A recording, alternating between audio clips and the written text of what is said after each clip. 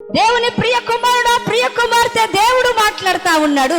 నిబంధన మందసమును ఎత్తుకొని ప్రజల ఎదుట నువ్వు నడుచుకోవాలి. ఆమేన్. నిబంధన మందసాన్ని నువ్వు మోస్తున్నప్పుడు, నిబంధన మందసాన్ని నువ్వు కలిగి ఉంటున్నప్పుడు దేవుడు నిన్ను గొప్ప చేయ మొదలు పెడతాడు. నిబంధన మందసము అంటే బైబిల్ చెప్తుంది. హెబ్రీయులకు రాసిన పత్రికలో 9వ అధ్యాయము 4వ వచనాన్ని మనం చదువుకుందాం. ఆ మందసములో మన్నాగల బంగారు పాత్రయు, చిగురించినటువంటి అహరోను చేతి కర్రయు, నిబంధన పలకలను ఉండెను. ఆమేన్. దేవుడు 6వ వచనంలో ఏమని చెప్తున్నాడంటే, యెహోషువ 3:6లో మీరు ప్రజల ఎదుట దేవుని మందసాన్ని కలిగి ఉండాలి.